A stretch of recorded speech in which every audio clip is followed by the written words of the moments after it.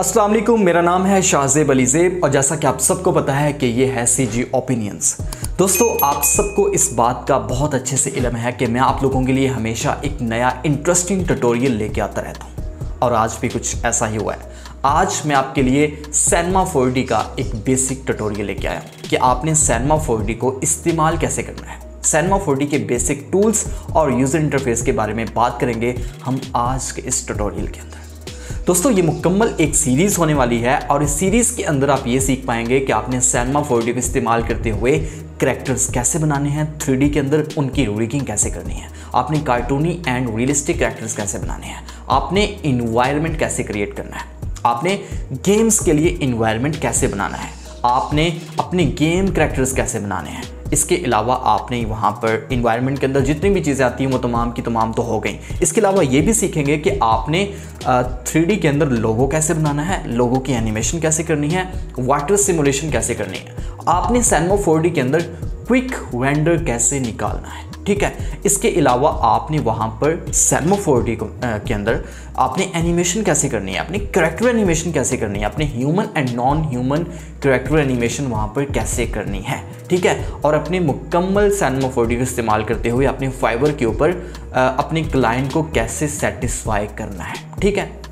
तो हम Cinema 4D के अंदर दरअसल 3D एनिमेशन एंड मॉडलिंग सीखेंगे और उसके अंदर जितनी भी उसकी टाइप्स आ जाती हैं, जितनी भी क्लासिफिकेशंस आ जाती हैं, वो तमाम की तमाम चीज़ें सीखेंगे। और इसके अलावा और बहुत कुछ सीखने गया है। Cinema 4D दरअसल एक ओशन है एडिटिंग का।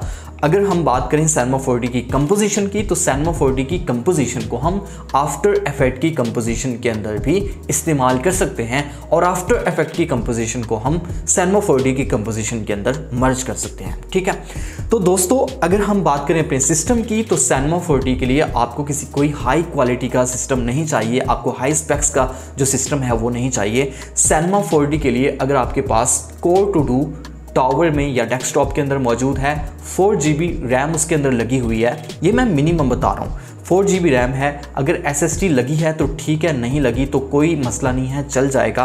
और ग्राफिक कार्ड होना चाहिए। ठीक है, अगर आपके पास लैपटॉप है, i3 है या i5 है 3rd या 4th जनरेशन के साथ, तो अगर उसके अंदर 600 तक या इससे अबव ग्राफिक्स हैं तो फिर आपका Cinema 4D जो है वो चल जाएगा। ठीक है, तो Cinema 4D जो है वो बहुत ज़्यादा हैवी सॉफ्टवेयर नहीं है। इसकी रीज़न ये है कि ये स्मूथली वर्क इसलिए करता है कि ये हमें रियल टाइम रेंडर शो नहीं करता। बहुत सारे सॉफ्टवेयर होते हैं जो कि रियल टाइम रेंडर शो कर रहे होते हैं।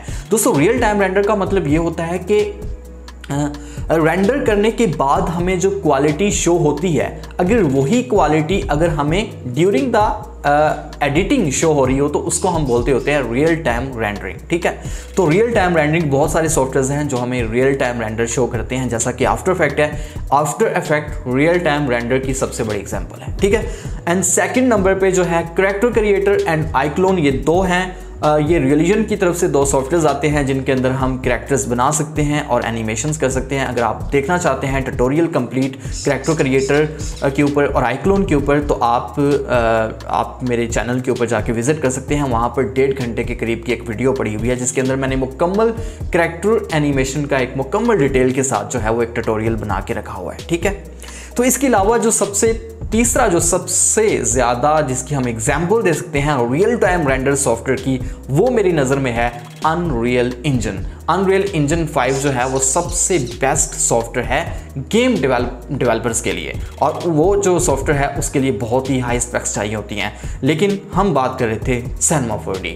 तो Cinema 4D बहुत ही स्मूथ वर्क करता है, आपको बहुत मज़ा आएगा इसके अंदर काम करने का, इसलिए मुझे बहुत पसंद है। और दूसरी जो सबसे बड़ी रीज़न है कि इसका जो यूज़र इंटरफेस है वो बहुत ही ज़्यादा ईजी है। तो आज के ट्यूटोरियल के अंदर हम Cinema 4D के basic tools end user interface के ऊपर बात करते हैं। तो चले बढ़ते हैं अपनी कंप्यूटर की स्क्रीन के ऊपर। तो दोस्तों, जैसा कि आप देख सकते हैं कि मैं अपने कंप्यूटर की स्क्रीन के ऊपर आ चुका हूं। यहाँ पर ये मैं Cinema 4D को ओपन करता हूं सिंपली डबल क्लिक करके। यहाँ पर शो हो रहा है Cinema 4D स्टूडियो R19। दोस्तों, R19 दरअसल इसका वर्जन है। सबसे पहले आई थिंक आया था Cinema 4D 14 ये मैगज़ोन की तरफ से है, जैसा कि एडोबी है, जैसा कि माइक्रोसॉफ्ट है। तो इसी तरह से मैगज़ोन एक कंपनी है जो कि सॉफ्टवेयर्स बनाती है, ठीक है। तो इनके बहुत ही कमाल के सॉफ्टवेयर्स होते हैं। तो मज़े की बात यह है कि Cinema 4D की कंपोजिशन को हम आफ्टर इफेक्ट की कंपोजिशन के साथ मर्ज कर सकते हैं, ठीक है। तो मतलब कि एडोबी वालों ने और मैगज़ोन वालों ने आपस में कोई लेना देना किया होगा, रिश्तेदारी होगी इनकी आपस में। तो चलें, खैर हम बात कर रहे थे Cinema 4D के यूज़र इंटरफेस की। तो यहाँ पर सबसे पहले ऊपर लिखा आ रहा है, हम ऊपर से टॉप से स्टार्ट कर रहे हैं। तो Cinema 4D R19 ये लिखा हुआ है, और ये Cinema 4D R19 दरअसल इसका वर्जन है, जैसे कि मैंने आपको पहले बताया, ठीक है। तो अभी अनटाइटल 1 दरअसल इसलिए लिखा हुआ है कि यहाँ पर प्रोजेक्ट जो है अभी हमारे पास अनटाइटल प्रोजेक्ट है, कि हमने इस प्रोजेक्ट को कोई भी नाम नहीं दिया। जब इसको सेव करेंगे तो यहाँ पर टाइटल की जगह पे जिस नेम से हम प्रोजेक्ट को सेव करेंगे तो वो नेम यहाँ पर आ जाएगा। तो उसके बाद अगर नीचे बात करें तो यहाँ पर टॉप मेन्यू बार मौजूद है। तो इस टॉप मेन्यू बार के अंदर अभी फिलहाल के लिए मैं आपको सिर्फ 2 चीज़ें सिखाने जा रहा हूँ। सबसे पहले नंबर पे फाइल और दूसरे नंबर पे है विंडो, ठीक है। तो फाइल और विंडो के अंदर जितने भी सब मेन्यूज आएंगे उनका क्या काम है मैं आपको बताऊंगा, और बाकी जो बीच वाले हैं ये दरअसल आपको वक्त के साथ साथ पता चलते जाएंगे। हर एक नए ट्यूटोरियल के साथ इन तमाम का जो है काम होता रहेगा, इन तमाम के साथ हमारा पाला पड़ता रहेगा, ठीक है। तो अभी हम स्टार्ट करते हैं फाइल से। तो फाइल के ऊपर अगर फाइल को ओपन करते हैं, यहाँ पर क्लिक करते हैं, तो यहाँ पर सब मेन्यू यहाँ पर हमारे पास शो हो गए हैं। तो सबसे पहले नंबर पे है जनाब Ctrl+N। अगर हम यहाँ पर टाइप करें यहाँ पर, या फिर जो है वो न्यू, यहाँ पर न्यू के ऊपर क्लिक करें, जिसकी शॉर्टकट कमांड Ctrl+N है। तो इसका मतलब यह है कि न्यू के ऊपर जैसे ही हम क्लिक करेंगे तो न्यू प्रोजेक्ट बन के आ जाएगा हमारे पास, ठीक है। तो मतलब कि हम किसी प्रोजेक्ट के ऊपर वर्क कर रहे हैं, उस पर हमने एग्जिट करना है, ठीक है। तो हमने क्या करना है कि न्यू प्रोजेक्ट यहाँ पर बना लेना है, एक नए प्रोजेक्ट के ऊपर काम शुरू करना है। तो जिसकी शॉर्टकट कमांड क्या है Ctrl+N। मतलब कि आप कीबोर्ड से सिंपली Ctrl+N प्रेस करेंगे तो आपका जो न्यू प्रोजेक्ट है ऑटोमेटिक बन जाएगा। सेकेंड नंबर पर हमारे पास मौजूद है ओपन, जिसकी शॉर्टकट कमांड है Ctrl+O।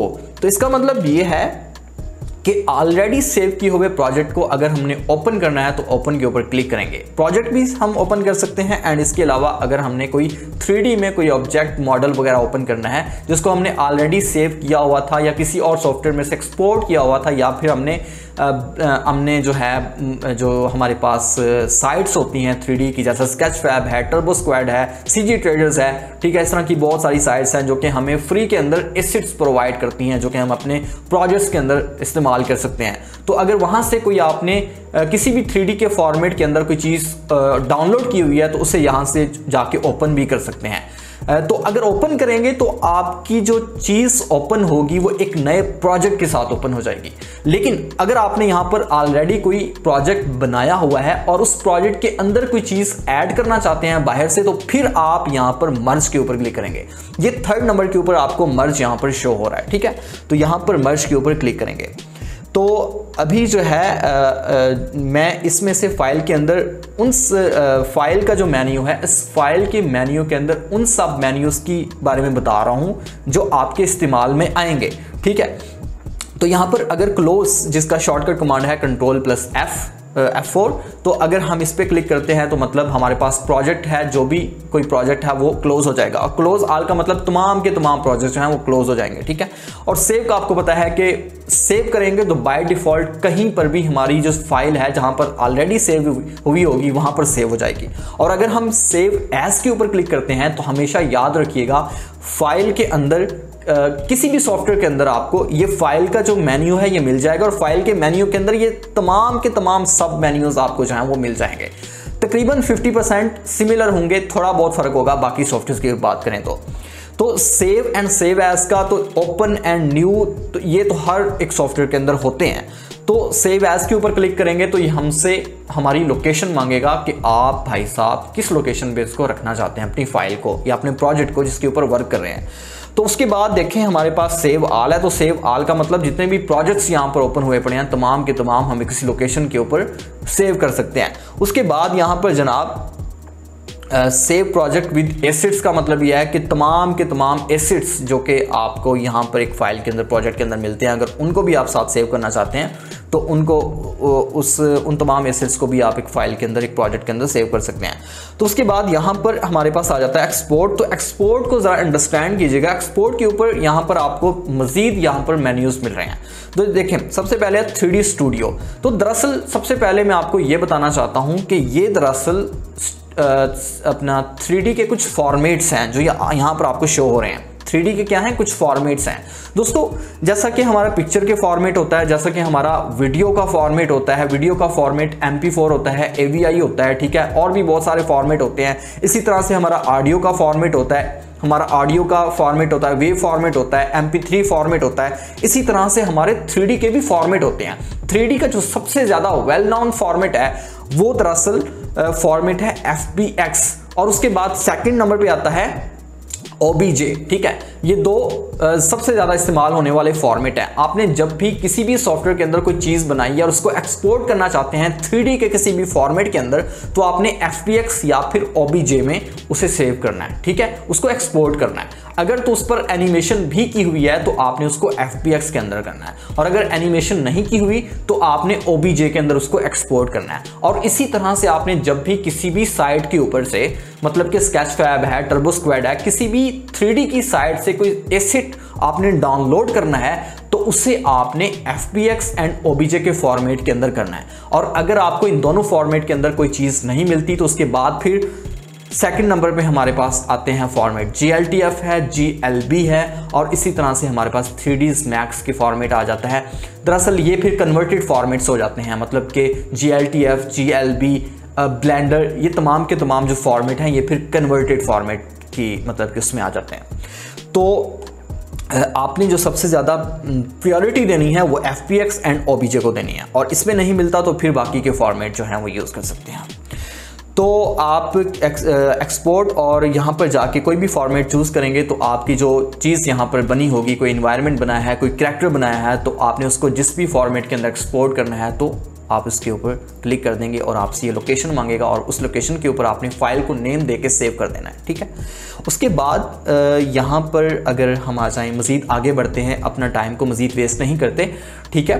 तो दोस्तों यहाँ पर फाइल की विंडो के ऊपर आ जाते हैं। फाइल के बाद हम विंडो के ऊपर आ जाते हैं, और विंडो के ऊपर देखें, यहाँ पर दरअसल यहाँ पर हम पूरे के पूरे जो हमारे पास इसका यूज़र इंटरफेस शो हो रहा है, इस यूज़र इंटरफेस को हम कंट्रोल कर सकते हैं इस विंडो के मेन्यू के अंदर जाके, ठीक है। ये जैसा कि कंटेंट ब्राउज़र है, ठीक है, इसके ऊपर क्लिक करेंगे तो हमारे पास जो Cinema 4D के अंदर जो कंटेंट पड़ा होगा, जो हमने ऑनलाइन परचेज़ किया होगा या डाउनलोड किया होगा, Cinema 4D के अंदर रखा होगा, तो वहाँ पर हमें ले जाएगा।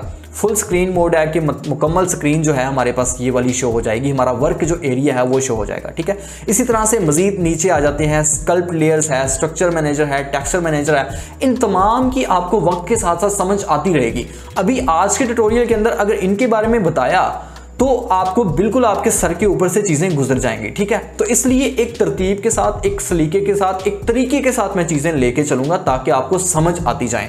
तो चलें दोस्तों, अब हम आ जाते हैं अपने मेन काम की तरफ। तो ये देखें, यहाँ पर आपको सबसे बड़ा यहाँ पर एक डब्बा सा शो हो रहा है। ये दरअसल हमारा जो है वर्क एरिया है। वर्क एरिया दोस्तों किसी भी सॉफ्टवेयर के अंदर वो एरिया होता है जहाँ पर हमारी आउटपुट शो होनी होती है और जहाँ पर हम चीज़ें इनपुट करते होते हैं, ठीक है, जिसमें हम एडिटिंग करते होते हैं। और वर्क एरिया के बाद दरअसल ये वर्क एरिया का वर्क का जो पैनल है हमारे पास ये शो हो रहा है, और इसके ऊपर भी हमें कुछ मेन्यूज़ मिल रहे हैं। तो यहाँ पर जो भी चीज़ हमने रखी होगी उस चीज़ को और इस वर्क एरिया को कंट्रोल करने के लिए इन मेन्यूज़ का इस्तेमाल होगा, ठीक है। तो वो वक्त के साथ आपको पता चलता जाएगा कि इनका क्या इस्तेमाल और किस तरह से होगा।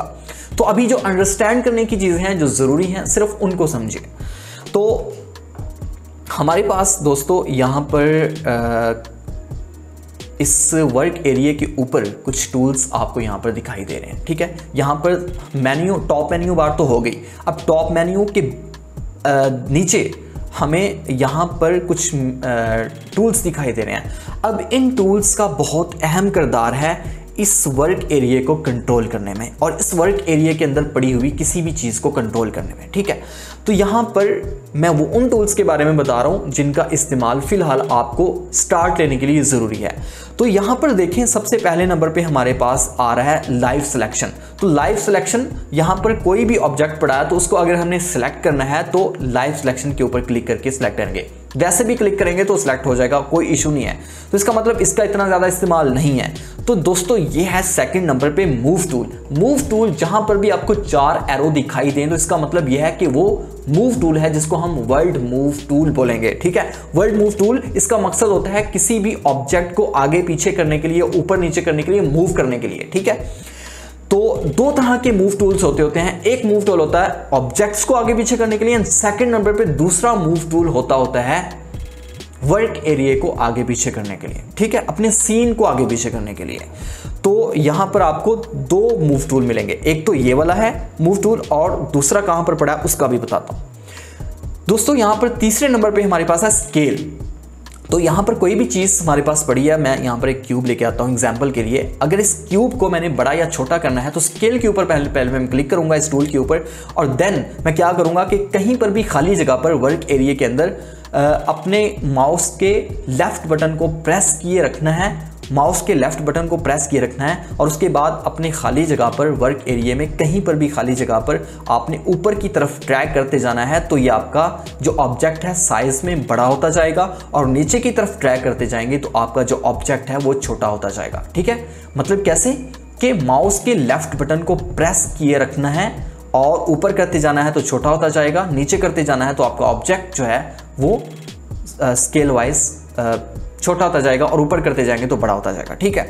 तो अगर हमने किसी एक साइड पे ऑब्जेक्ट को बड़ा या छोटा करना है तो वो देखें, आपको यहाँ पर थोड़ा जूम करके दिखाता हूँ। ये आपको यहाँ पर येलो कलर के कुछ डॉट्स दिखाई दे रहे हैं। इन डॉट्स के ऊपर क्लिक करेंगे तो इस तरफ वाले डॉट के ऊपर क्लिक करेंगे, और इसको मैंने अब माउस के लेफ्ट बटन को प्रेस किया हुआ है, प्रेस किए रखना है, और देन आपने इस तरफ इस पे क्लिक करके ड्रैग करना है तो ये बड़ा होता जाएगा, इस तरफ को करेंगे तो छोटा होता जाएगा। इसी तरह से इस साइड वाला भी है, ठीक है। हम इसको 3 डायरेक्शंस के अंदर बड़ा या छोटा कर सकते हैं, up to down, left to right, ठीक है। और ये आपको तीसरे नंबर पे एक मिल रहा है, इसकी अगर इसका इस्तेमाल करें तो ये हम आगे पीछे इस तरफ को हम इसको जो है बड़ा या छोटा कर सकते हैं अपने ऑब्जेक्ट को, ठीक है। आई होप आपको इसकी अच्छे से समझ आ गई होगी। नहीं समझ आई तो आप मुझसे कमेंट करके पूछ सकते हैं, या फिर मैं अपना व्हाट्सएप का नंबर जो है वो छोड़ दूंगा, आप मुझसे मैसेज करके पूछ सकते हैं। तो दूसरे नंबर पे, चौथे नंबर पे सॉरी, यहाँ पर आपको दिखाई दे रहा है, यहाँ पर एक मूव टूल है। मूव टूल का मकसद आपको पता है कि किसी भी चीज़ को रोटेट टूल है यार। रोटेट टूल का आपको पता है कि किसी भी ऑब्जेक्ट को रोटेट करने के लिए इस्तेमाल होता है। तो ये देखें, अगर हम ग्रीन वाले के ऊपर क्लिक करके इसको रोटेट करते हैं तो ये हमारा लेफ्ट टू राइट जो है वो मूव होगा, और अगर रेड वाले के ऊपर क्लिक करते हैं तो ऊपर नीचे की तरफ जो है ये मूव होगा। और ये देखें, ये साइड को मूव हो रहा है, रोटेट हो रहा है यार। मैंने खाना भी खाया लेकिन फिर भी पता नहीं दिमाग क्यों ठीक से काम नहीं कर रहा। इसकी रीज़न यह है कि आज थोड़ी सी गर्मी भी है, और इसके साथ एक तो मेरे जो स्टूडियो की लाइट्स हैं वो बहुत ज़्यादा मतलब कि हीट कर देती हैं कमरे के अंदर, और तीसरे नंबर पे मुझे कैमरे की सेटिंग करते काफ़ी टाइम लग गया था। तो इससे पता चलता है कि यार बहुत ज़्यादा मेहनत होती है वीडियोस बनाने पे। लोग तो मैसेज कर रहे होते हैं, सर वीडियो क्यों नहीं आई, वीडियो क्यों नहीं आई। तो बहुत ज़्यादा मेहनत होती है भाई वीडियो बनाने पे। उसकी पहले वीडियो बनानी होती है, उसके बाद वीडियो को हमने एडिट करना होता है, VFX लगाने होते हैं, साउंड इफेक्ट्स लगाने होते हैं, फिर रेंडर करना होता है, फिर अपलोड करना होता है, उसकी SEO भी होती है। तो ये तमाम के तमाम मराहिल होते हैं वीडियो बनाने के यार। तो आप लोग इतना ज़्यादा वो सेंटी ना हुआ करें, काइंडली इस चीज़ को अंडरस्टैंड करें। और एक रिक्वेस्ट है कि चैनल को लाजमी सब्सक्राइब कर दें यार, इस मेहनत के बदले में इतना तो कर ही सकते हैं ना आप लोग। तो दोस्तों यहाँ पर इनकी तो आपको समझ आ गई। तो ये जो है ये भी रोटेट टूल है, इसका भी सेम मकसद है। तो यहाँ पर इसके बाद ये X, Y, Z जो है इनका कोई मकसद नहीं है, ठीक है। तो यहाँ पर देखो, उसके बाद हमें यहाँ पर 3 चीज़ें मिल रही हैं। यहाँ पर ये ब्लैक वाली, ये क्या है, ये है रेंडर, मतलब कि सबसे पहले है रेंडर सेटिंग, उसके बाद है रेंडर पिक्चर व्यू, उसके बाद रेंडर प्रीव्यू। तो ये तीन का क्या मकसद है? पहले वाला जो सेटिंग वाला है, इसमें हम रेंडर की सेटिंग करते हैं। रेंडर कहते हैं एक्सपोर्ट करना, कि हमने एनिमेशन बना ली, अब उसको MP4 के अंदर या फिर PNG में हमने एक्सपोर्ट करना है फाइनल, ठीक है। तो फाइनल टच देने के बाद उसको फाइनल एक्सपोर्ट करना है, तो हम इसको रेंडर करेंगे। एक्सपोर्ट करने को रेंडर बोलते होते हैं। तो ये सबसे पहले है रेंडर सेटिंग। तो इसमें जाके हम अपनी वीडियो का साइज, विड्थ एंड हाइट जो है वो तरतीब देते होते हैं, और उसके बाद उसकी जो रेशो होती है वो सिलेक्ट करनी होती है, उसकी रेजोल्यूशन सेलेक्ट करनी होती है, और अगर हमने उसके अंदर कुछ इफेक्ट्स अप्लाई करने हैं तो वो इफेक्ट्स हम लगाते होते हैं। और उसके बाद अगर हमें उसको सेव करना है तो सेव करने के लिए हम उसको क्या करते हैं, लोकेशन देते हैं और एक नाम देते हैं, ठीक है। तो ये होगी रेंडर सेटिंग। तो रेंडर सेटिंग के ऊपर और कंप्लीट रेंडर के ऊपर हमारा एक अलग से कंप्लीट ट्यूटोरियल होगा। तो उसमें आप सीख पाएंगे कि आपने इसकी मुकम्मल अच्छी रेंडर सेटिंग कैसे करनी है, ताकि आपका क्विक जो रेंडर है वो निकल आए। तो Cinema 4D में आप ज़्यादा स्पीड के साथ अच्छा रेंडर निकाल सकते हैं ब्लेंडर की निस्बत। तो यहाँ पर इसके ऊपर क्लिक करेंगे सेंटर वाले के ऊपर, तो हमारा रेंडर जो है रेंडर होना शुरू हो जाएगा। इस पे सेटिंग है रेंडर की, ठीक है। रेंडर की पहले सेटिंग करनी होती है, उसके बाद सेंटर वाले के ऊपर क्लिक करेंगे तो रेंडर होना शुरू हो जाएगा, ठीक है। तो ये दरअसल है अगर रेंडर व्यू करके देखना है, मतलब कि इसके ऊपर क्लिक करेंगे तो हमें फाइनल इसका रिजल्ट दिखाएगा कि आपकी वीडियो एक्सपोर्ट होने के बाद इस तरह से दिखाई देगी। आपकी चीज़ रेंडर होने के बाद इस तरह से हमें इसका फाइनल रिजल्ट दिखाई देगा। तो दोस्तों ये यहाँ पर जनाब, इसके बारे में तो आपको मैंने ऑलरेडी बता दिया था कि ये एक हमारा वर्क एरिया है, कि जहाँ पर हमारी चीज़ें जो हैं, हमारी आउटपुट जो है वो शो होगी।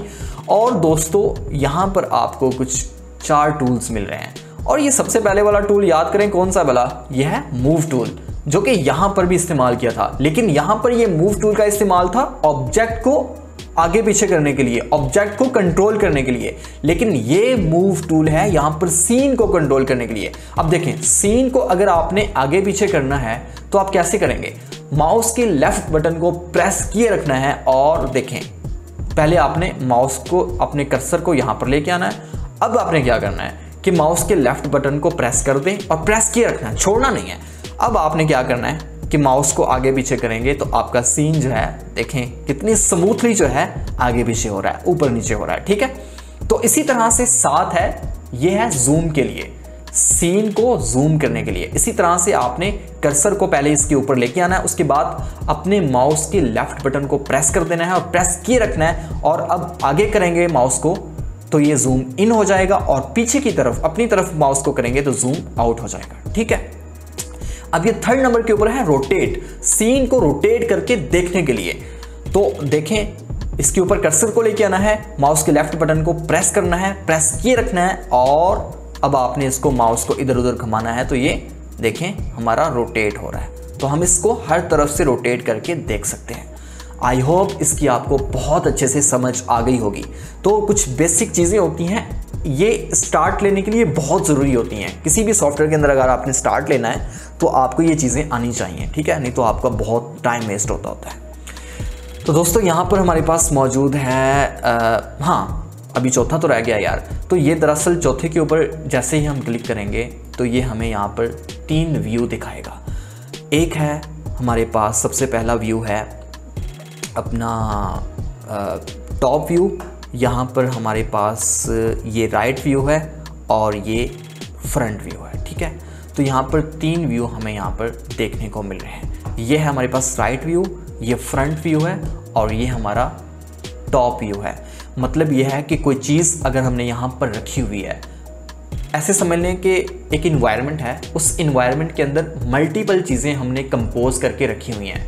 तो अगर हम देखना चाहते हैं कि कौन सी चीज़ किस एंगल पे पड़ी हुई है, तो हम इन व्यूज़ की मदद से, इन पैनल्स की मदद से देख सकते हैं। वो जब हम कोई चीज़ मॉडल करेंगे और उसके ऊपर वर्क करेंगे तो आपको इसकी बहुत अच्छे से समझ आ जाएगी। अभी फ़िलहाल बस इतना ही याद रखें। तो अगर आपने अपने पर्सपेक्टिव व्यू, जो कि हमारा ये पर्सपेक्टिव व्यू है, अगर इसके ऊपर वापस जाना है तो इसके ऊपर क्लिक करेंगे यहाँ पर, तो ये हमारा पर्सपेक्टिव व्यू यहाँ पर हमारे पास आ गया। दोस्तों यहाँ पर ये है हमारे पास लेयर एडिटर। अब ये एक छोटी सी विंडो है जिसको क्या कहते हैं, लेयर एडिटर कहते होते हैं।